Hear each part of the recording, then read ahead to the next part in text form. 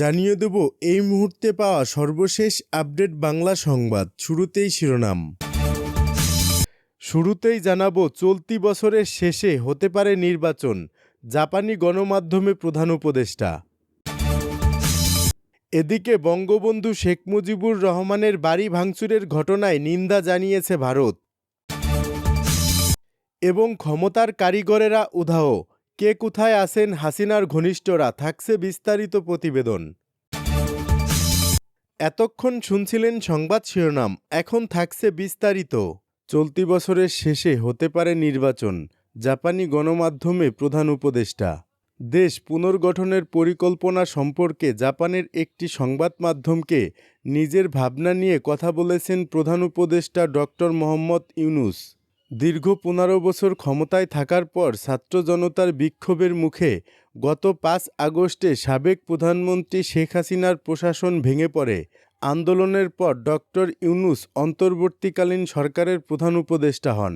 আন্দোলনের পর বাংলাদেশ যাতে নিজের পায়ে দাঁড়াতে পারে এবং আরও শক্তিশালী হয় তা নিশ্চিত করতে চান নোবেল বিজয়ী ডক্টর ইউনূস। তিনি বলেন, আমরা যখন ক্ষমতায় এসেছি তখনকার পরিস্থিতি বিবেচনা করে আমি মনে করি আমরা অনেক দূর এগিয়ে এসেছি। কারণ পূর্বে সরকারের কারণে সম্পূর্ণরূপে বিধ্বস্ত অর্থনীতি, রাজনৈতিক ব্যবস্থা, বিচার ব্যবস্থা, সমাজ, বলা যায় বিধ্বস্ত সবকিছু। গণতান্ত্রিক রাষ্ট্র গঠনের জন্য একটি অপরিহার্য পদক্ষেপ নির্বাচন। তিনি বলেন, এই বছরের শেষের দিকে যত তাড়াতাড়ি সম্ভব ভোটগ্রহণ অনুষ্ঠিত হতে পারে। ডক্টর ইউনূস মনে করেন, নির্বাচন অনুষ্ঠিত হলে ভোটে নির্বাচিত নতুন সরকারের কাজ করার জন্য খুব নিরাপদ এবং শক্তিশালী ভিত্তি থাকবে। তিনি আশা করেন যে দেশের তরুণরা ভবিষ্যতে আরও প্রভাবশালী হবে। গত বছরের অস্থির সময়ে এই তরুণরাই গুরুত্বপূর্ণ ভূমিকা পালন করেছিল। দেশের বৃহত্তর উন্নয়নশীল অংশীদার জাপানের প্রতি কৃতজ্ঞতা প্রকাশ করেন প্রধান উপদেষ্টা। তিনি বলেন যে জাপানের প্রযুক্তি এবং বিনিয়োগ তরুণ বাংলাদেশিদের জন্য কর্মসংস্থান সৃষ্টি করেছে। ছাত্র জনতার বঙ্গবন্ধুর বাড়ি ভাঙচুর, এবার যা বলল ভারত। বঙ্গবন্ধু শেখ মুজিবুর রহমানের বাড়ি ভাঙচুরের ঘটনায় নিন্দা জানিয়েছে ভারত। দেশটির পররাষ্ট্র মন্ত্রণালয়ের মুখপাত্র রণধীর জাসওয়াল নিয়মিত ব্রিফিংয়ে এ নিন্দা জানান।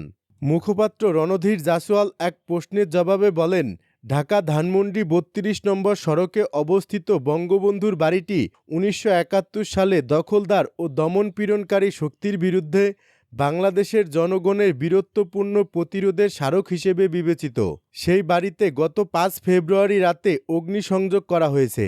যারা বাঙালি পরিচয় এবং মুক্তিযুদ্ধকে গৌরবের সঙ্গে ধারণ করেন তারা সবাই জানেন বাংলাদেশের জন্মের সঙ্গে এই বাসভবনের সম্পর্ক গভীর। তাই এই ধ্বংসাত্মক কর্মকাণ্ডের তীব্র নিন্দা জানানো উচিত। সামাজিক যোগাযোগ মাধ্যম ফেসবুকে ছাত্র সমাজের উদ্দেশ্যে দিল্লি থেকে সাবেক প্রধানমন্ত্রী ও আওয়ামী লীগের সভাপতি শেখ হাসিনার বক্তব্য দেওয়ার জেরে রাজধানীর ধানমন্ডিতে 32 নম্বর হিসেবে পরিচিত শেখ মুজিবের বাড়িতে অগ্নিসংযোগ ও ভাঙচুর করা হয়। এর বাইরে দেশের বিভিন্ন স্থানে আওয়ামী লীগ নেতাদের বাড়ি ও স্থাপনায় হামলা ভাঙচুরের ঘটনা ঘটে। ক্ষমতার কারিগরেরা উধাও, কে কোথায় আছেন হাসিনার ঘনিষ্ঠরা। আন্তর্জাতিক অপরাধ ট্রাইব্যুনাল এবং স্থানীয় আদালতগুলোতে আইনি প্রক্রিয়া চলমান থাকলেও জুলাই আগস্টের গণ অভ্যুত্থানের সময় প্রাণঘাতী দমনপীড়নের জন্য দায়ী শেখ হাসিনার ঘনিষ্ঠ পরিসরের অনেক গুরুত্বপূর্ণ ব্যক্তির অবস্থান এখনও অজানা রয়ে গেছে। গণ অভ্যুত্থানের সময় প্রায় 1000 মানুষ নিহত এবং অসংখ্য আহত হওয়ার পর এই হাই প্রোফাইল নেতারা উধাও হয়ে যাওয়ায় ভুক্তভোগীদের পরিবারগুলোর ক্ষোভ বাড়ছে। তাদের মধ্যে ন্যায় বিচার না পাওয়ার অনুভূতি তীব্র হচ্ছে। তবে ট্রাইব্যুনাল বা আইন প্রয়োগকারী সংস্থাগুলো এই ব্যক্তিদের খুঁজে বের করতে পারেনি। তাদের কয়েকজনের বিরুদ্ধে শত শত হত্যা ও মানবতা বিরোধী অপরাধের মামলা রয়েছে। হাসিনা 5 আগস্ট দেশ থেকে পালিয়ে বর্তমানে দিল্লিতে অবস্থান করছেন। এরপর থেকে এ পর্যন্ত গ্রেপ্তার হয়েছেন শীর্ষ পর্যায়ের গুটি কয়েক নেতা এবং প্রায় 10,000 ব্যক্তি, যাদের বেশিরভাগই আওয়ামী লীগের সহযোগী সংগঠনগুলোর নিচের পর্যায়ের সদস্য। বর্তমানে আটক হাসিনার শীর্ষ নেতাদের মধ্যে রয়েছেন সালমান এফ রহমান, আনিসুল হক, ফরহাদ হোসেন, দীপু মনি, আব্দুর রাজ্জাক, ফারুক খান, শামসুল হক টুকু, টিপু মুন্সি, জুনায়েদ আহমেদ পলক এবং শাহজাহান খান, এছাড়া ডজন খানেক সংসদ সদস্যও আটক হয়েছেন। তবে আরও অনেক সিনিয়র নেতা আত্মগোপনে রয়েছেন। আওয়ামী লীগের সূত্র দ্য বিজনেস স্ট্যান্ডার্ডকে জানিয়েছে, দলটির প্রায় 1/3 সিনিয়র নেতা ও সাবেক মন্ত্রী স্থল সীমান্ত দিয়ে বাংলাদেশ থেকে পালিয়ে গেছেন। ধারণা করা হচ্ছে অনেকে ভারতে লুকিয়ে আছেন, আর যাদের বিদেশি ভিসা বা দ্বৈত নাগরিকত্ব রয়েছে তারা ইউরোপ বা অন্যান্য নিরাপদ স্থানে চলে গেছেন বলেও জানা গেছে। এদিকে হাসিনা তার দলের সঙ্গে সক্রিয়ভাবে জড়িত রয়েছেন, সাবেক সংসদ সদস্য ও মন্ত্রীদের সঙ্গে নিয়মিত যোগাযোগ রাখছেন। মূলত 30 থেকে 40 জন এমপি ও সাবেক মন্ত্রীদের নিয়ে গঠিত হোয়াটসঅ্যাপ গ্রুপের মাধ্যমে এই যোগাযোগ হয়। ভারতীয় মিডিয়াকে দেয়া এক সাক্ষাৎকারে এমনটাই জানিয়েছেন সাবেক এমপি ও আওয়ামী লীগের যুগ্ম সাধারণ সম্পাদক আ.ফ.ম. বাহাউদ্দিন নাসিম। নাসিমও ভারতে রয়েছেন বলে মনে করা হচ্ছে। পলাতক মন্ত্রীরা আওয়ামী লীগের সাধারণ সম্পাদক এবং সাবেক পরিবহন মন্ত্রী ওবায়দুল কাদের বর্তমানে ভারতে রয়েছেন। দলটির অত্যন্ত 3টি অভ্যন্তরীণ সূত্র এ তথ্য জানিয়েছে। হাসিনা সরকারের পতনের পর ওবায়দুল কাদের যশোর ও সিলেটে 2টি ভিন্ন স্থানে লুকিয়ে আছেন বলে গুজব ছিল বলে একজন গোয়েন্দা কর্মকর্তা টিবিএসকে জানান। তবে আমরা জানতে পেরেছি যে তিনি আর বাংলাদেশে নেই, সম্ভবত এখন ভারতে রয়েছেন, ওই কর্মকর্তা বলেন। তিনি সম্ভবত আগস্টের শেষের দিকে দেশের দক্ষিণ পূর্বে ভয়াবহ বন্যার কারণে সৃষ্ট বিশৃঙ্খলার সুযোগ নিয়ে বাংলাদেশ থেকে পালিয়ে গেছেন। সাবেক তথ্য প্রতিমন্ত্রী মোহাম্মদ আলী আরাফতও দেশ থেকে পালিয়ে গেছেন বলে মনে করা হয়। আওয়ামী লীগের একজন সদস্য দাবি করেন, কেউ কেউ বলেন তিনি যুক্তরাষ্ট্রে আছেন। একজন ঘনিষ্ঠ আত্মীয় বলেন তিনি এখন একটি ইউরোপীয় দেশে আছেন। জুলাই অভ্যুত্থানের সময় শহীদ আবু সাঈদকে মাদকাসক্ত বলে তুমুল সমালোচিত হওয়া আরাফাত 11 নভেম্বর সোশ্যাল মিডিয়ায় ফের হাজির হন। নিজের ভেরিফাইড এক্স অ্যাকাউন্টে নিয়মিত পোস্ট শুরু করেন। অন্তর্বর্তীকালীন সরকারের সমালোচনা করে এবং রাজনৈতিক স্বাধীনতার পক্ষে কথা বলে পোস্ট দেন তিনি। সাবেক স্বরাষ্ট্রমন্ত্রী আসাদুজ্জামান খান কামালকে সম্প্রতি কলকাতার ইকো পার্কে দেখা গেছে। সূত্রমতে তিনি দিল্লি বা দুবাইয়ে আশ্রয় নেওয়ার চেষ্টা করছেন।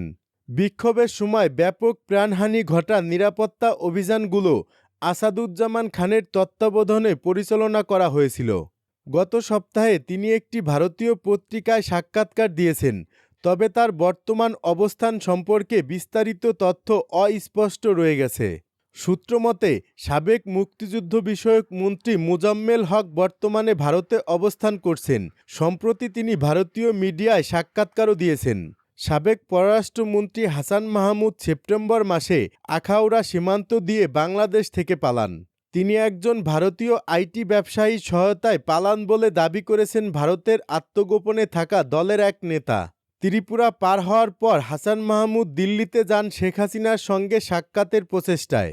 কয়েকবার হাসিনার সঙ্গে যোগাযোগের চেষ্টা করে ব্যর্থ হওয়ার পর তিনি বেলজিয়ামে চলে যান। সেখানে তার পরিবার বসবাস করে। হাসান মাহমুদের দ্বৈত নাগরিকত্ব রয়েছে।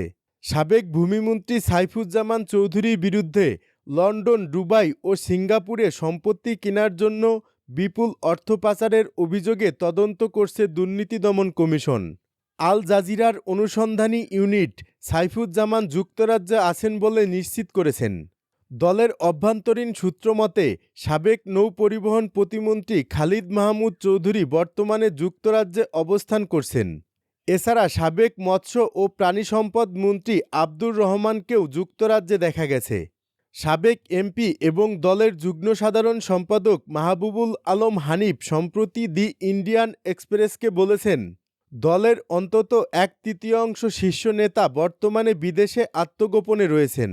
তবে তারা কোন আইনি স্ট্যাটাসে বিদেশে অবস্থান করছেন সে সম্পর্কে তিনি স্পষ্ট করেননি।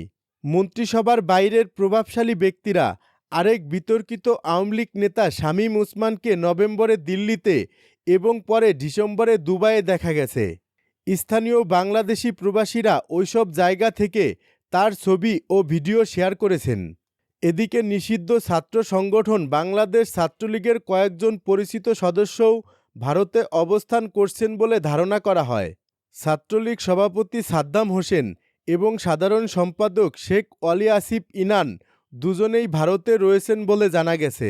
সাদ্দাম ডিসেম্বরে একাধিক ভারতীয় মিডিয়া টকশোতে অংশ নিয়েছেন। এছাড়া ছাত্রলীগের সাবেক সাধারণ সম্পাদক গোলাম রাব্বানিকেও সম্প্রতি কলকাতায় ভারতীয় মিডিয়ায় দেখা গেছে।